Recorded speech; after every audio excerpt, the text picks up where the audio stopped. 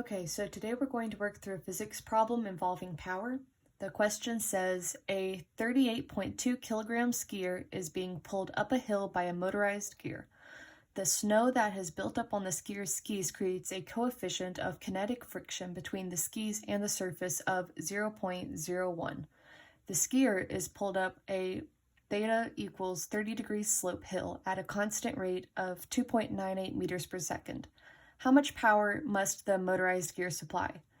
So I went ahead and drew out a little example diagram on the left of the skier being pulled up the hill. He's being pulled up by the force, which is the rope he's holding on. There's a coefficient of friction and friction pulling him backwards. Theta is the degree of the hill, and he's going up with a constant velocity. And then on the right, I went ahead and drew out a free body diagram of this situation.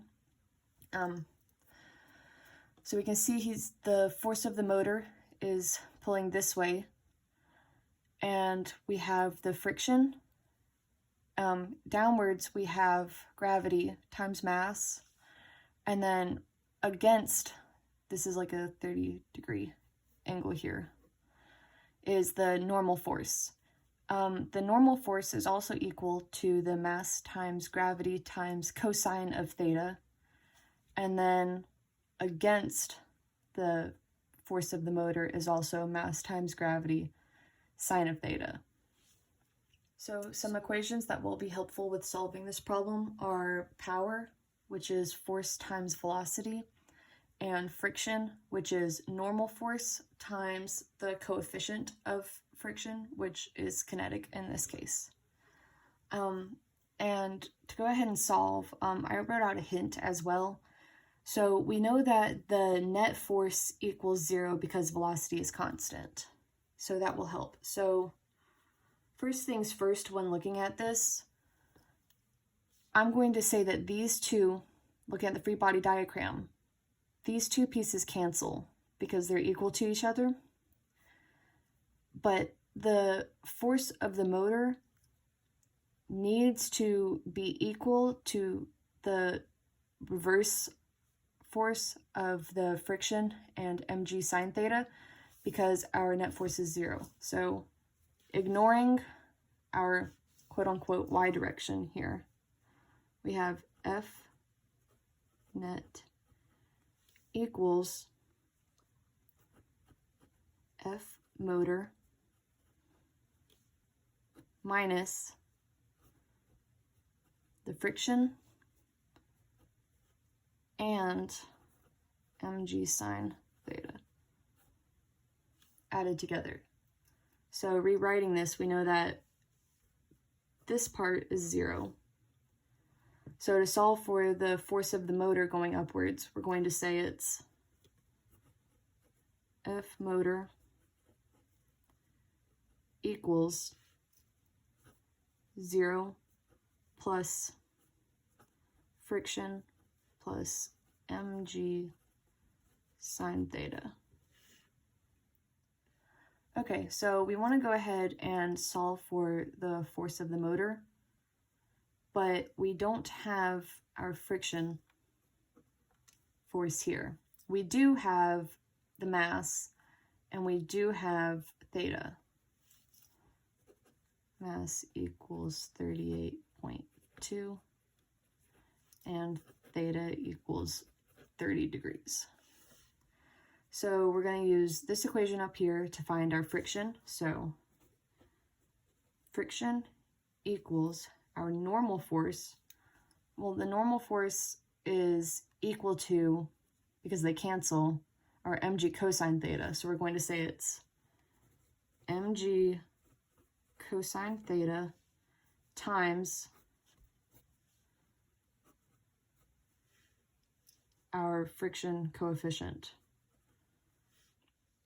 And our friction coefficient is 0.01. So friction equals our mg cosine theta, which is 38.2 kilograms, times 9.81 meters per second squared, which is gravity, times cosine of 30 degrees times our friction coefficient, which is 0.01. And this will equal 3.25 newtons. Okay, so we have friction now, so we want to go ahead and solve for the force of the motor. So we have F motor, using this equation right here, equals 0 plus friction, which is 3.25 newtons, plus mg sine theta, which is going to be 38.2 kilograms, times 9.81 meters per second squared, times sine of 30 degrees. And totaling this all out, it will equal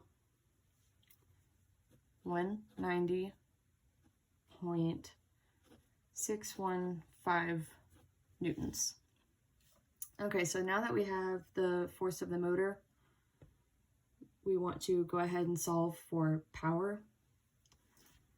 So power equals force, and we're going to use the force of the motor because it's what's pulling us upwards, times velocity, which we are given is 2.98 meters per second. So P equals 190.615 newtons times, and this should be a dot product, but we only have one value, so it's really just times 2.98 meters per second